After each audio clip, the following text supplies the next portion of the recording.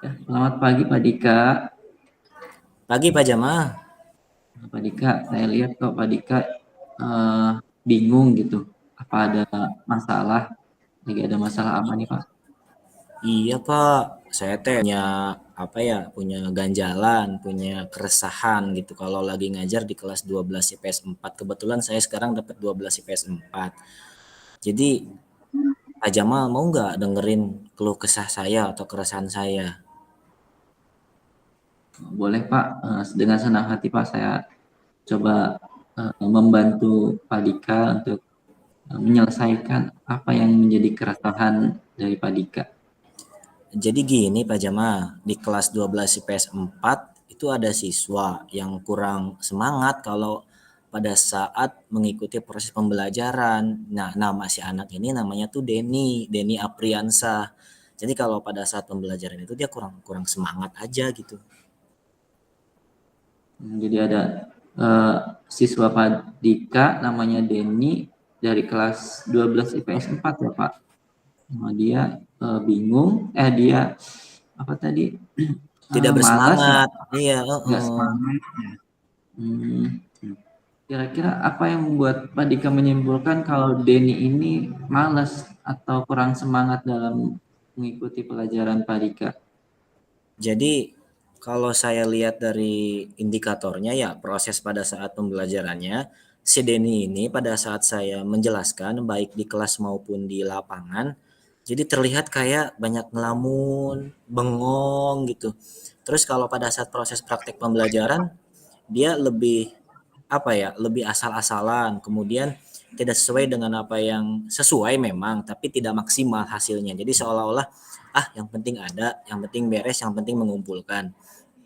Namun ada beberapa momen yang dia ini terlihat akan kembali ke performanya dia atau ke apa ya, perasaannya menjadi senang gitu pada saat ice breaking.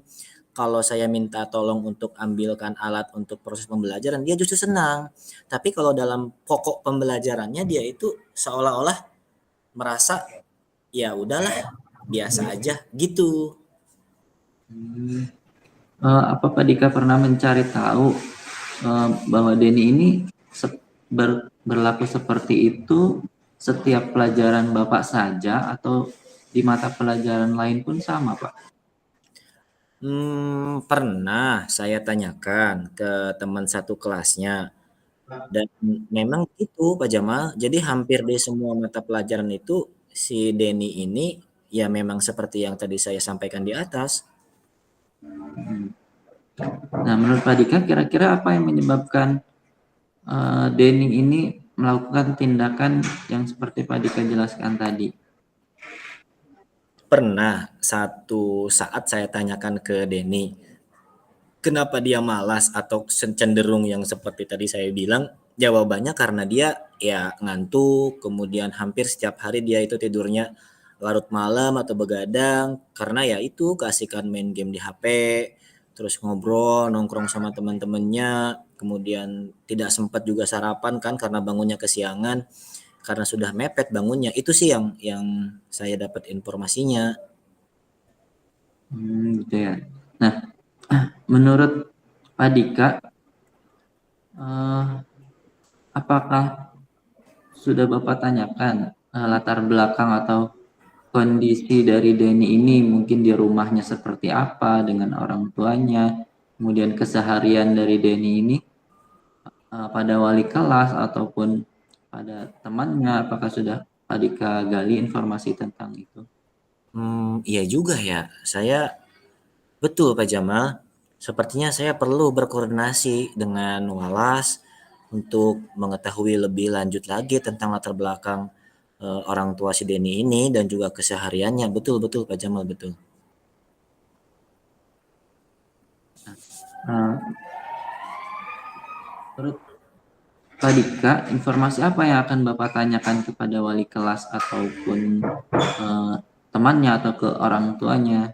Kira-kira informasi apa nih yang akan Bapak gali? Ya, saya menggali informasi tentang tentu keseharian Denny di rumah seperti apa, tentang apa yang disenangi Denny, kemudian kegiatan apa yang membuat Denny tertarik. Sepertinya informasi itu sangat bermanfaat buat mengatasi masalah Denny kalau menurut saya Pak Jamal. Nah, lalu sekarang apa rencana Pak Denny ke depannya untuk memberikan solusi untuk Denny ini? Rencananya Yang apa, Pak? yang pasti dalam waktu dekat saya akan bertemu tentu ya dengan wali kelas Denny di 12 IPS 4 untuk menggali informasi tentang Denny juga. Kemudian bertemu dengan orang tua Denny sih, itu yang pasti bakal saya langsung laksanakan. Kira-kira kapan Bapak akan memulai untuk bertemu dengan wali kelasnya ataupun dengan orang tuanya? Minggu ini akan langsung saya coba untuk menindaklanjutinya sih Pak Jamal, biar lebih tidak terlanjur berlarut-larut gitu. Jadi harus segera diselesaikan. Si minggu ini insya Allah saya langsung akan memulainya. Yang harus segera ya Pak ya. Nah, apakah ada hal-hal lain yang dapat membantu Pak Dika untuk mendapatkan tambahan informasi terkait Denny ini Pak? Sepertinya dari guru BPBK sih dan wali kelas sebelumnya. Karena kan kalau di sekolah saya wali kelas itu berganti-ganti. Nah, siapa tahu kan wali kelas sebelumnya lebih memahami kondisi Denny, dan tentu guru BPBK juga kayaknya harus terlibat sih buat koordinasi. Nah, apakah Pak Dika ada lain nih Pak, selain menggali informasi tentang Denny dari wali kelasnya, dari wali kelas sebelumnya ataupun dari guru BK-nya, apakah ada mungkin untuk Pak Dika mengubah metode pembelajaran gitu, atau ada tidak Pak rencana untuk ke sana? Betul, saya ingin lebih mengembangkan sih sebetulnya dalam proses pembelajaran berdiferensiasi pada kelas 12 IPS 4 tersebut. Artinya mungkin dengan pembelajarannya juga harus lebih dikembangkan lagi supaya Denny mungkin akan berdampak pada Denny gitu. Oke, berarti target Bapak itu akan mencari informasi pada guru BK dan wali kelas itu sebelumnya berapa lama Pak? Targetnya Iya informasi Pak, ini. ya jadi saya akan berkoordinasi dengan wala sebelumnya, guru BPBK dan juga orang tua Denny dalam kurun waktu ya bertahap sih, memang tidak bisa kan sekaligus langsung datang. Mungkin minggu depan itu dengan guru BPBK, kemudian minggu berikutnya dengan orang tuanya, minggu berikutnya juga dengan wali kelas sebelumnya, sehingga nanti berkesinambungan gitu. Intinya harus harus jangan terlalu banyak jarak yang terlalu lama gitu. Nah, lalu kapan untuk Bapak mulai menerapkan pembelajaran yang tadi berdiferensiasi itu di kelas 12 IPS 4? Saya kan memang baru mengajar 12 IPS 4. Jadi saya akan mulai coba menerapkan dan mengembangkan pembelajarannya itu langsung di minggu depan, di minggu kedua lah, di pertemuan selanjutnya, saat sesuai dengan jadwal di kelas tersebut Pak gitu. Ya, baik. Semoga rencana Pak Dika bisa berjalan dengan baik dan bisa memberi dampak positif, khususnya bagi Denny ya Pak. Nah, nanti Bapak beritahu saya kalau sudah ada progres dari permasalahan Denny ini. Ya, nanti kita bisa refleksikan bersama dan menentukan selanjutnya seperti apa. Siap Pak Jamal, siap siap. Terima kasih banyak ya Pak Jamal sudah meluangkan waktu nih buat saya mencurahkan keresahan saya. Terima kasih juga atas bantuan-bantuan Pak Jamal ya. Iya, sama-sama Pak Dika. Tetap semangat ya Pak Dika. Siap Pak Jamal, terima kasih banyak.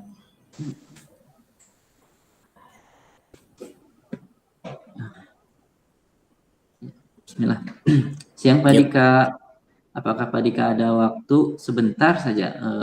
Saya ingin curhat lah sedikit, mungkin sekitar 10 sampai 15 menit Pak Dika. Apakah Pak Dika ada waktu? Siang juga Pak Jamal, boleh banget Pak Jamal. Saya juga lagi jam kosong nih. Memangnya ada apa sih yang mau dibicarakan? Nah, begini nih Pak. sebenarnya saya sedang menghadapi tantangan ya dengan seorang siswa di kelas 10 TKJ 1, namanya Selo, Pak. Nah, dia ini salah dengan kehadirannya. Terus dia sering datang terlambat dan menunjukkan sikap yang kurang sopan, Pak, ketika di kelas. Seperti itu ya Pak. Baik, sebelumnya apa yang ingin Bapak capai dalam diskusi kita kali ini nih? Apa yang ingin Bapak capai gitu kira-kira? Eh, saya ingin cari solusi sih, Pak, agar Selo ini bisa lebih disiplin dan dalam kehadirannya, kemudian tidak terlambat dan bisa memperbaiki sikapnya eh, serta cara bicaranya, Pak. Semoga Pak Dika bisa membantu dari saya untuk menyelesaikan permasalahan ini. Jadi Pak Jamal ingin mencari solusi terbaik untuk kondisi yang dialami Selo ya Pak. Apa yang Pak Jamal harapkan dari Selo Pak kira-kira? Saya sih berharap Selo ini dia menjadi lebih baik lagi ya, baik dari segi kehadirannya, kemudian tingkat kesopanannya juga menjadi lebih sopan lagi baik dengan temannya, apalagi dengan guru ketika berada di kelas, dan tidak asal ceplos gitu kalau dia ngomong. Jadi Pak Jamal mengharapkan Selo jadi anak yang intinya mah baik lah ya. Ya, lebih rajin masuk sekolah, lebih sopan dan tidak asal ceplas-ceplos dalam berbicara. Nah, mari kita identifikasi lebih lanjut. Bisa ceritakan lebih detail nggak Pak tentang situasi ini Pak? Seberapa sering Selo terlambat dan bagaimana sikap serta cara bicaranya di kelas? Nah, Selo ini sering banget terlambat, Pak. Eh, dalam 1 minggu itu kira-kira ada 2 sampai 3 kali dia terlambat. Kemudian sering juga dia eh, tidak hadir dengan tanpa alasan atau alpa. Nah, kemudian dia juga sering bicara ceplas-ceplos tanpa memperhatikan perasaan orang lain. Juga jarang memperhatikan nih Pak dia kalau saat pembelajaran di kelas gitu Pak. Apakah kira-kira ada Pak pola tertentu dalam keterlambatan juga perilaku sikapnya misalnya nih, apakah terlambat terjadi pada jam-jam tertentu saja atau hari-hari tertentu atau situasi tertentu yang memicu perilaku negatifnya tuh muncul gitu? Eh, menurut guru piket ya Pak, terlambatnya itu dia seringnya di pagi hari Pak. Nah, kemudian sikapnya yang kurang sopan itu biasanya muncul ketika dia merasa bosan atau tidak tertarik pada pelajaran tertentu. Hmm. Mari kita refleksikan bersama Pak. Mengapa menurut Bapak Selo sering terlambat dan menunjukkan sikap kurang sopan? Apakah ada faktor dari luar sekolah yang mungkin mempengaruhinya? Saya dengar sih dari temannya eh, bahwa dia kalau tidur itu sering larut malam, Pak. Karena dia senang sekali dengan game, Pak, game online. Kemudian ini juga mungkin alasan dia sehingga dia sering terlambat karena bangunnya kesiangan, ditambah dia kurang mendapat perhatian dari orang tuanya di rumah. Mungkin orang tuanya sibuk bekerja, Pak. Itu bisa menjadi faktor yang signifikan sih. Bagaimana pendekatan Bapak selama ini dalam menangani situasi ini? Saya sudah coba berbicara sih Pak dengan Selo. Saya panggil dia ke ruangan saya secara pribadi, namun eh, dia tampak tidak menghiraukan Pak. Saya juga sudah memberikan teguran di kelas, tapi tidak ada perubahan yang berarti yang dilakukan Selo ini Pak. Mari kita pikirkan beberapa tindakan yang bisa diambil. Apa langkah-langkah konkret yang dapat Bapak lakukan untuk membantu Selo? Mungkin saya bisa mencoba pendekatan yang lebih personal lagi Pak dengan mengajak Selo berbicara di luar kelas untuk mengetahui apa yang sebenarnya terjadi. Saya juga bisa menghubungi orang tuanya untuk mendapatkan dukungan baik bagi Selo ketika dia berada di rumah. Itu ide yang bagus, Pak. Selain itu, bagaimana jika kita mencoba memberikan tanggung jawab kecil pada selo di kelas, contoh seperti menjadi ketua kelompok diskusi untuk meningkatkan rasa tanggung jawab dan keterlibatannya. Iya ya Pak. Saya bisa coba itu Pak. Nanti saya akan lebih memperhatikan dan memberikan pujian ketika Selo menunjukkan perilaku positif ya Pak ya. Baiklah, kita sudah memiliki beberapa tindakan konkret nih. Apa langkah pertama yang akan Pak Jamal ambil setelah pertemuan ini?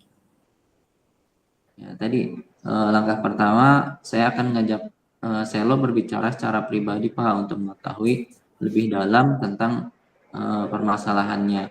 Kemudian saya juga akan menghubungi orang tuanya, kemudian saya akan coba berdiskusi dengan wali kelasnya dan memberikan tanggung jawab kecil dia di kelas, misalkan seperti menjadikannya sebagai ketua kelompok diskusi seperti itu Pak.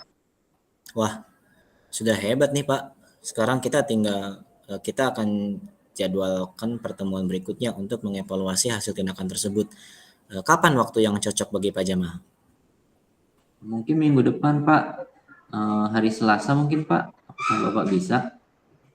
Baik Pak, setuju. Saya akan catat, semoga langkah-langkah ini membawa hasil positif bagi Selo ya Pak. Terima kasih Pak Dika atas masukannya, atas sarannya. Semoga eh, dengan hasil diskusi ini saya bisa membuat Selo ini bisa menjadi lebih baik lagi, menjadi anak yang lebih rajin dalam kehadirannya tentunya, dan bisa berdampak pada hasil belajarnya juga ya Pak ya. Siap, Terima siap kasih sekali sama-sama Pak lagi Jamal, Pak Dika. sama-sama Pak Jamal, sama-sama. Semoga bermanfaat.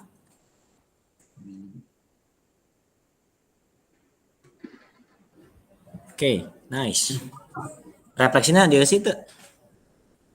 Nah, kita deh sih, ayolah deh sih Yang kamari kan?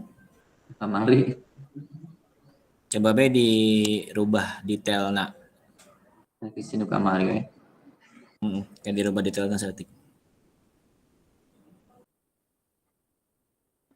Nah,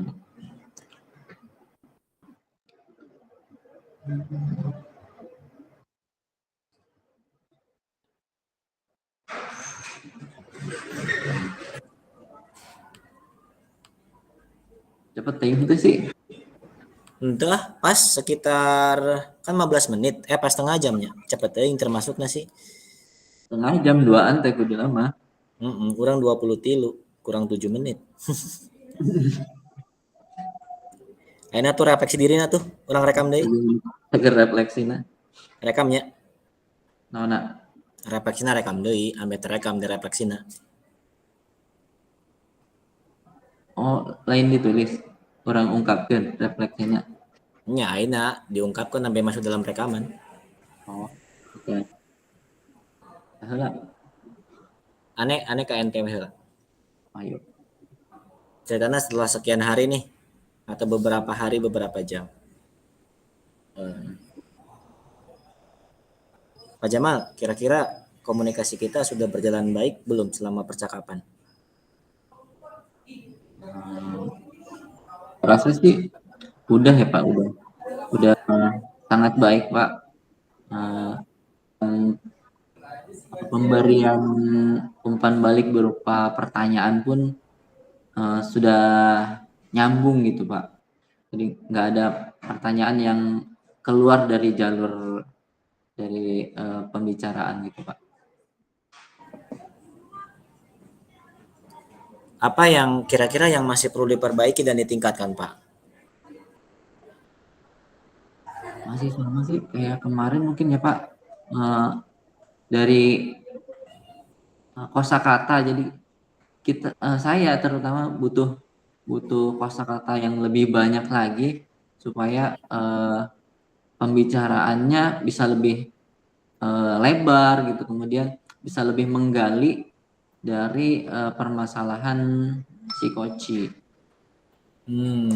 Terus kira-kira apa Pak yang Bapak lakukan untuk tetap tetap konsisten atau tetap hadir pada saat atau mungkin sebelum melakukan coaching, tetap dalam kondisi kehadiran penuh gitu.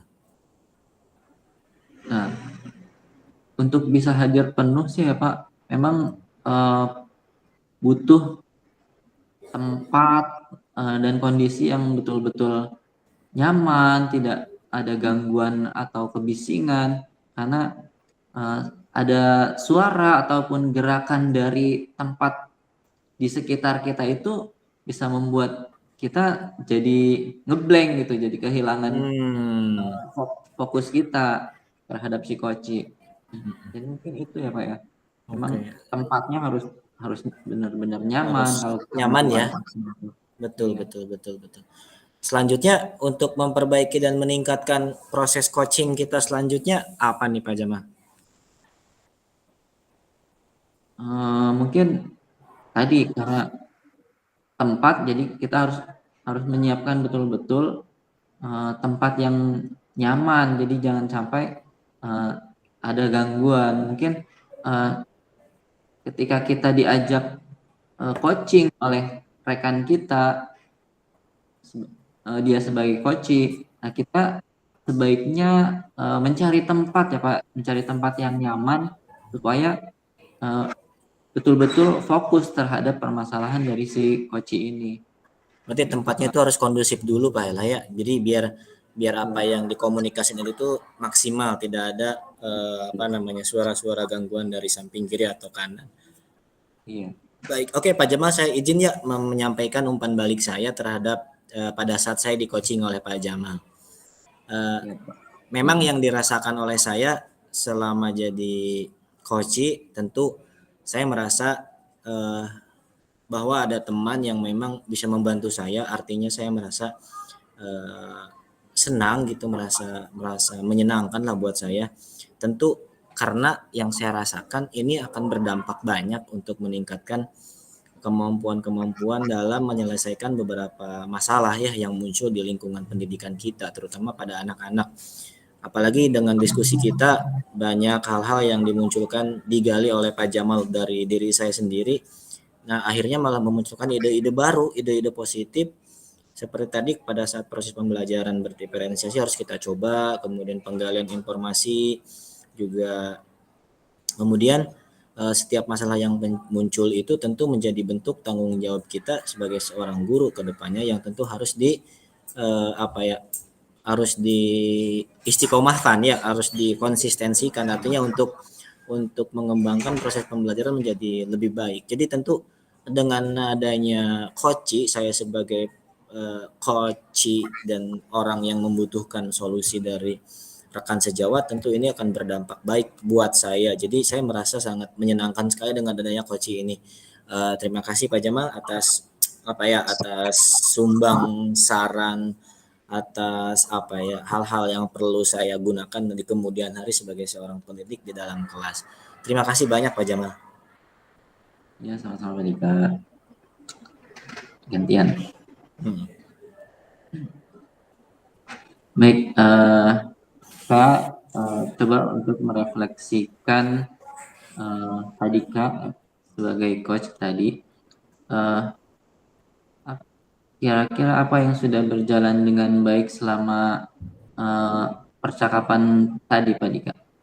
Ya, kalau saya melihat Pak Jamal selama proses coach tadi, saya sebagai coach memang merasa bahwa komunikasi kita memang baik ya antara kita selama proses tadi, karena memang salah satunya kita sama-sama satu gender laki-laki, kemudian masalah yang muncul pun sepertinya tidak jauh berbeda, hanya beberapa poin-poin saja yang memang berbeda. Artinya masalah yang muncul relatif sama, itu semakin memudahkan gaya komunikasi dan gaya percakapan dan topik-topik yang memang dimunculkan itu menjadi suatu hal yang bisa dikomunikasikan, dan saya merasa itu sudah berjalan dengan baik.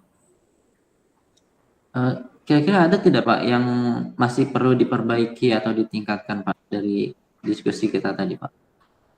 Memang yang perlu diperbaiki, saya merasa ya sebetulnya ini arahnya banyak dari saya dari banyak arah kurang harus ditingkatkan itu dari pribadi saya.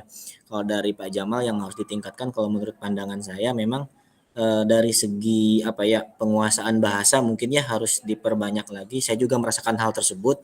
Namun kalau dari diri saya merasa bahwa respon dalam memberi solusi bagaimana agar terjalin situasi yang maksimal itu masih masih belum saya dapatkan. Artinya saya harus banyak pengalaman untuk bisa merespon atau memberikan solusi terbaik bagi Pak Jamal. Ya. Lalu kita lakukan untuk tetap kondisi present atau kehadiran penuh saat melakukan diskusi Pak.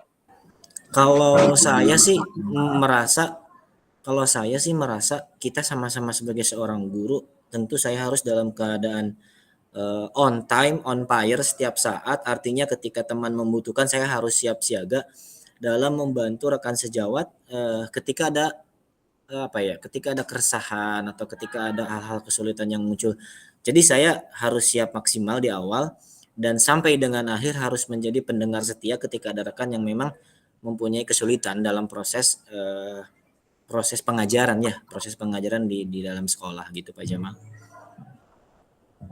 Lalu apa yang akan Bapak lakukan untuk memperbaiki atau meningkatkan kualitas dari diskusi tadi Pak?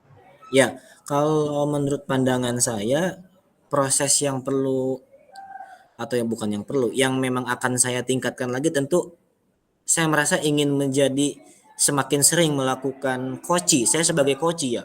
Kalau sebagai coach mungkin beberapa kali harus banyak belajar dulu sebagai coach. Artinya kita harus melihat dulu coach kita yang memang jauh lebih berpengalaman. Dengan hal itu akan muncul hal-hal positif dari coach kita yang tentu akan bisa saya gunakan di tempat yang lain untuk rekan yang lain. Dan itu tentu akan baik seperti memperbanyak pemberdaharan kata, memperbanyak gaya bahasa dan tulisan yang positif, kemudian saran-saran juga ide yang out of the box, artinya yang memang langsung to the point, ke intinya gitu, harus begini begini begini, oh ini belum tepat, ini keliru, harusnya A sampai Z.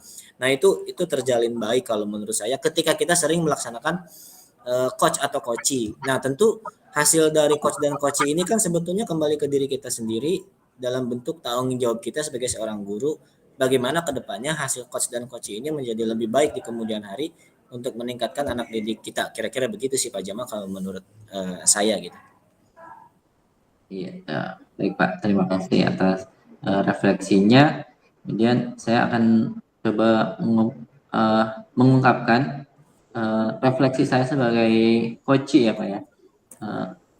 Dari diskusi ini ya ada perasaan senang sih, lebih ke senang karena saya bisa berdiskusi mengenai permasalahan-permasalahan di sekolah, kemudian bisa saling bertukar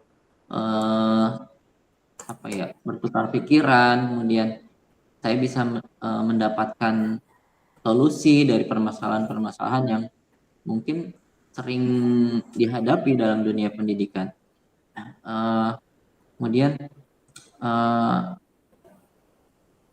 saya juga jadi terbantu gitu Pak, dapat banyak masukan dari Bapak, kemudian tentunya masukan ini akan sangat membantu saya dalam mengembangkan potensi yang ada dalam diri saya ke depan, sehingga harapannya nanti saya juga bisa menjadi coach maupun menjadi coach untuk rekan-rekan saya di sekolah Pak. Mungkin begitu sih Pak. Itu refleksi saya sebagai coach. Jadi memang intinya coach dan coach ini kan secara struktural Tirta kan memang kayaknya belum semua ya, belum semua orang menggunakannya ya. Artinya kan Tirta ini kan strukturalnya jelas dari mulai tujuan pembelajaran, tujuan coach atau coachingnya, kemudian ke identifikasi, ke rencana aksi sampai dengan tanggung jawab. sebetulnya kita melaksanakan ini, iya nggak sih Pak Jamal? Hanya memang kita tidak menggunakan alur tirta yang sesungguhnya, kalau menurut saya pandangan gitu sih. Jadi memang dengan adanya alur tirta ini mungkin kita bisa pakai ke rekan-rekan kita di sekolah, maupun kita sebagai coach atau kita sebagai coachnya. Artinya dengan tadi yang saya pernah bilang, kalau kita semakin sering melakukan coach dan coach akan semakin meningkatkan kualitas kita. Iya memang proses coaching ini pernah ya tanpa kita sadari kita Betul. juga melakukan, cuman uh, kita merasanya ini hanya obrolan biasa gitu. Iya, Jadi, betul. padahal ini masuk coaching gitu. Kemudian Coaching. dan apa ya, alurnya mungkin karena kita belum tahu ya, biasanya mah ya seperti obrolan biasa, alurnya tanpa alur tirta gitu. Jadi ada tujuannya, kemudian identifikasinya, terus rencana aksinya, sama tanggung jawabnya. Mungkin kan alurnya aja mungkin belum kita sadari, belum menggunakan alur tirta gitu Pak. Padahal kita pernah melakukan hal itu. Mungkin alurnya saja yang mungkin sudah menggunakan alur tirta juga, cuman belum belum berurutan gitu, belum masih rapi itu ya, belum belum struktur rapi. kan, kayak di awal kan kita gali dulu informasinya kan. Kita kalau biasa ngobrol polos kan kayak, duh saya punya masalah nih, masalah apa, oh gini solusinya, langsung ke situ kan. Kita tidak Betul. tidak mencari dulu misalnya emang masalahnya Iya, apa, kenapa bisa menggali kayak gitu. informasi dulu. Iya betul, kenapa tidak dimunculkan dulu informasinya, kemudian kenapa tidak identifikasi awalnya seperti apa, adakah perbedaan dengan mata pelajaran lain atau guru yang lain, dengan orang tua yang lain.